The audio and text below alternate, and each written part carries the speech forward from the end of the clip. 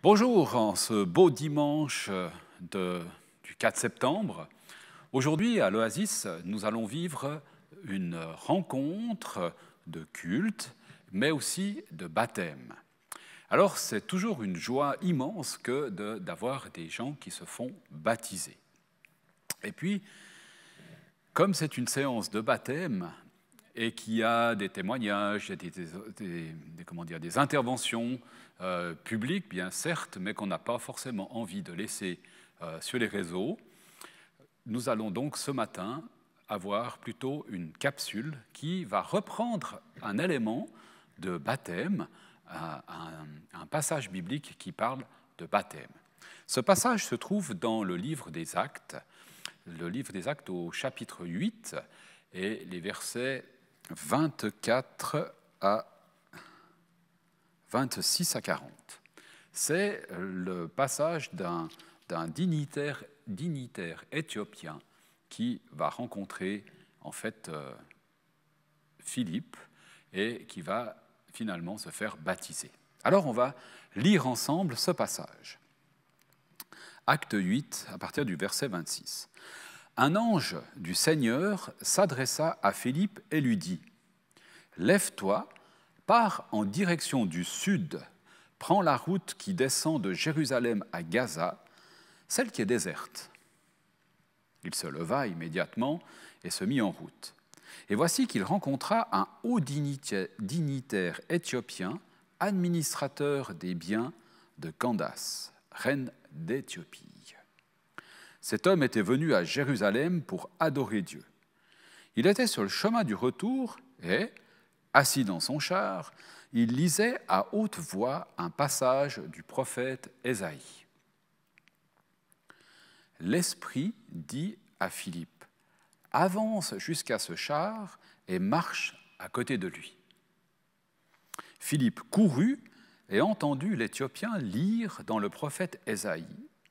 Alors il lui demanda : « Comprends-tu ce que tu lis ? » « Comment pourrais-je comprendre, répondit-il, si je n'ai personne pour me l'expliquer ? » Et il invita Philippe à monter s'asseoir à côté de lui. Or, il était en train de lire ce passage de l'Écriture. « Comme un mouton que l'on conduit à l'abattoir, comme un agneau muet devant ceux qui le tondent, il n'a pas dit un mot. Il a été humilié et n'a pas obtenu justice. Qui racontera sa descendance ? Car sa vie sur la terre a été supprimée. » Et l'Éthiopien demanda à Philippe : « Explique-moi, s'il te plaît, de qui est-il question ? Est-ce de lui-même que le prophète parle ou de quelqu'un d'autre ?» Alors Philippe prit la parole et, partant de ce texte, lui annonça la bonne nouvelle de Jésus. En continuant leur route, ils arrivèrent près d'un point d'eau. Alors le dignitaire s'écria : « Voici de l'eau, qu'est-ce qui m'empêche que je sois baptisé ? » « Si tu crois de tout ton cœur, tu peux être baptisé. »« Oui, répondit le dignitaire, je crois que Jésus-Christ est le Fils de Dieu. » Aussitôt, il donna l'ordre d'arrêter le char. Philippe et le dignitaire descendirent tous deux dans l'eau. Philippe le baptisa. Quand ils sortirent de l'eau, l'Esprit du Seigneur enleva Philippe et le dignitaire ne le vit plus. Celui-ci poursuivit sa route, le cœur rempli de joie. Philippe se retrouva à Asdod, d'où il se rendit à Césarée, en annonçant la bonne nouvelle dans toutes les localités qu'il traversait. Un récit magnifique, finalement, qui interpelle, qui nous pose plein d'éléments de réflexion, mais aussi d'encouragement. Et je trouve vraiment très fort de voir d'abord Philippe à disposition, finalement. Un ange lui parle et lui dit « Va sur cette route déserte ». Alors, voilà, si on a envie de rencontrer des gens et puis de parler de ce que Christ fait dans notre vie, est-ce qu'on va choisir d'aller sur une route déserte ? Mais Philippe obéit, il y va.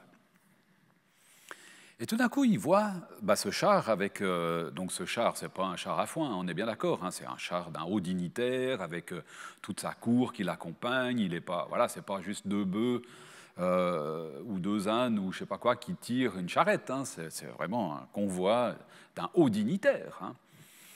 Et il croise ce convoi, et puis l'Esprit Saint lui dit, mais va vers cet homme, quoi. Rejoins-le, marche avec lui, chemine avec lui. Et je trouve vraiment intéressant ce mouvement en fait, qui est initié là, où on voit Philippe qui va comme cheminer, marcher avec cet Éthiopien. Et puis il va l'écouter, il va l'entendre. Et puis, voilà, il lit un passage du prophète Ésaïe qui parle voilà, de ce texte dont on a entendu, de cet homme qui n'a pas obtenu justice, qui a été tué, enfin, etc. Et ce que je trouve très fort, c'est que c'est cette question. Philippe qui lui pose une question un peu comme ça, presque un peu frontale. Est-ce que tu comprends ce que tu lis ? Ben non, comment tu veux que je comprenne ? Si on ne m'explique pas, je ne peux pas comprendre. Et donc, viens vers moi, cheminons ensemble finalement. Explique-moi ce texte. Explique-moi de qui il parle finalement. Est-ce que c'est de lui ? Est-ce que c'est de quelqu'un d'autre ? Philippe s'assied et puis commence à répondre finalement à la question de cet homme. Il part de là. Il part de là où en est cette personne, puis il l'accompagne plus loin. Il lui explique tout le parcours qui conduit à Jésus-Christ. Comment ce texte parle de Jésus, la bonne nouvelle de Jésus-Christ, qui a donné sa vie, etc. Et voilà, on poursuit le passage. Et cet homme, finalement, il croit en Jésus. Et je trouve beau, parce que je vois vraiment dans ce texte cette collaboration qu'il y a entre Philippe, qui parle, qui marche, qui chemine, qui obéit, qui obéit à ce que le Saint-Esprit lui dit, à ce que cet ange lui a dit. Et puis il parle et il explique à ce dignitaire. Et le Saint-Esprit est en train d'agir dans cette personne pour l'aider à comprendre, à intégrer, à réaliser qui est Christ, en fait, qui est Jésus. Qui est cet homme dont on parle dans ce prophète Ésaïe ? Et du coup, il est bouleversé. Oui, je crois que c'est le Fils de Dieu. Je crois que Jésus est le Fils de Dieu. Qu'est-ce qui m'empêche d'être baptisé ? Rien. Alors, allons-y. Et ils vont dans l'eau, et cet homme est baptisé. Baptisé, parce que là, il précise qu'il y avait suffisamment d'eau pour qu'il puisse être complètement immergé et ressorti de l'eau. Comme plongé dans la mort, comme Christ est mort pour nous, et ressorti dans la vie éternelle. Et il est tout joyeux, il continue son chemin, sa route, en étant joyeux. Joyeux parce qu'il a rencontré le Seigneur, parce qu'il a rencontré le Christ. Et Philippe, lui, hop, il disparaît, enlevé par le Saint-Esprit, il se retrouve à un autre endroit, phénomène extraordinaire, que je n'ai personnellement encore jamais vécu, mais voilà, on ne sait jamais ce qui peut se passer avec le Saint-Esprit. Et il se retrouve, où est-ce qu'il se retrouve ? En chemin pour Césarée, il se trouve à Asdod, et il annonce la bonne nouvelle dans toutes les localités qu'il traversait. Et moi, j'ai l'impression que Philippe, là, il a été comme boosté dans sa foi. Il a vécu une expérience vraiment forte avec le Saint-Esprit, avec Dieu, qui lui a parlé, et déjà rien que quand on réalise que Dieu nous parle, c'est juste magnifique. Et puis en plus, le Saint-Esprit qui lui dit « mais va là-bas, fais ci, fais ça, tac ». Et puis en plus, après, il a ce transport céleste qui l'amène dans un autre endroit, et il se retrouve dans un nouvel endroit. Ça doit être assez extraordinaire comme expérience. Mais d'avoir vécu ce retournement ou cette adhésion de cœur à Christ de la part de cet Éthiopien, ça a aussi dû l'encourager d'annoncer cette bonne nouvelle et de voir cette vie transformée, de voir ce gars qui comprenait rien, et puis tout d'un coup qui est tout joyeux, et qui va jusqu'à dire « mais ouais, moi je veux me faire baptiser, quoi. Je veux obéir à ce que ce texte me dit ». Je me suis posé quelques questions aussi. Je me suis dit, mais moi, ou toi, où est-ce qu'on en est ?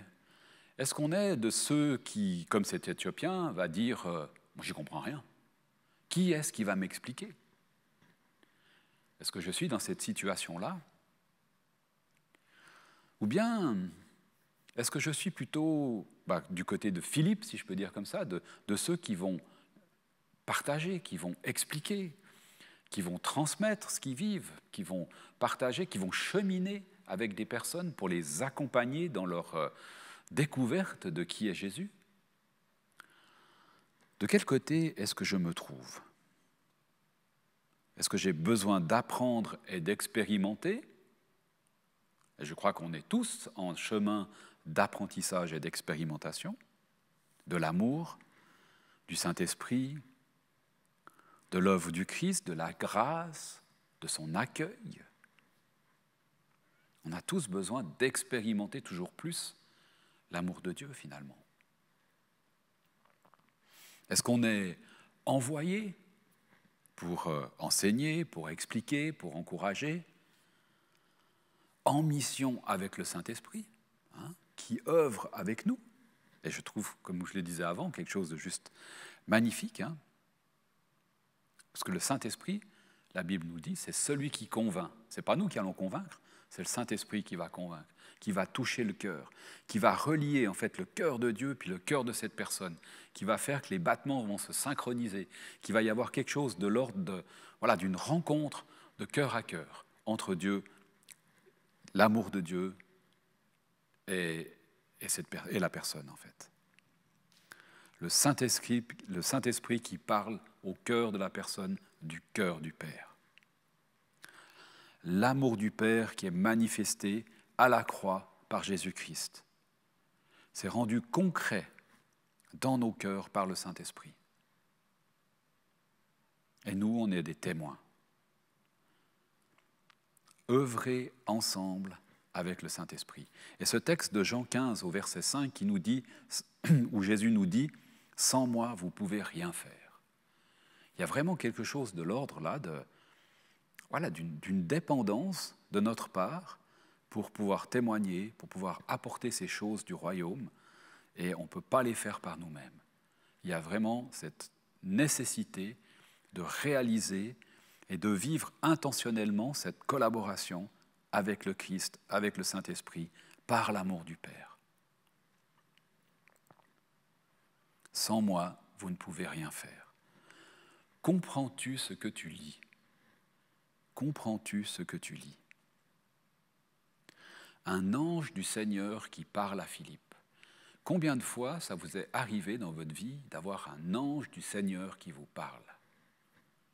Ce n'est pas tous les jours, et qui vous envoie sur un chemin désert en plus. Mission générale qui est donnée par l'ange. Et puis le Saint-Esprit qui parle à Philippe. Approche-toi de ce char, approche-toi de cet homme. Donc là, il y a un ordre plus spécifique qui vient comme affiner la mission, qui lui dit, mais approche-toi de cet homme pour aller lui parler, chemine avec lui, avance avec lui. Mission spécifique, action combinée entre le Saint-Esprit et Philippe, qui conduit au baptême. Partir de là où en est la personne et accompagner, mettre en route. Et ensuite, il y a ce baptême qui se produit, comme on aura un baptême dimanche, ce baptême qui se produit et qui est le départ de quelque chose de nouveau, autant pour cet Éthiopien, autant pour Philippe, très probablement, qui a vécu une expérience là extraordinaire et marquante. Alors dimanche, 4 septembre, ici même, nous aurons des baptêmes. Alors, première partie du culte ici en présentiel, on se déplace ensuite jusqu'à la petite plage, 5-6 minutes à pied, on procède au baptême là-bas. Alors voilà, c'est toujours un moment fort, sympa, puissant finalement par rapport à la personne qui se fait baptiser, pour elle aussi. Ensuite, retour ici, nous aurons un temps de prière et puis un bel apéritif, je crois, qui va être très sympathique. Donc, si tu as envie de venir assister à quelque chose de fort et de marquant, d'entendre un témoignage puissant de ce que Dieu a fait dans la vie d'un jeune, alors je t'invite à venir ce dimanche, 4 septembre, 10h ici même, à l'Oasis à Morges. Et puis, d'ici là, je te souhaite une toute belle semaine et j'espère vraiment te rencontrer dimanche. Belle semaine à toi.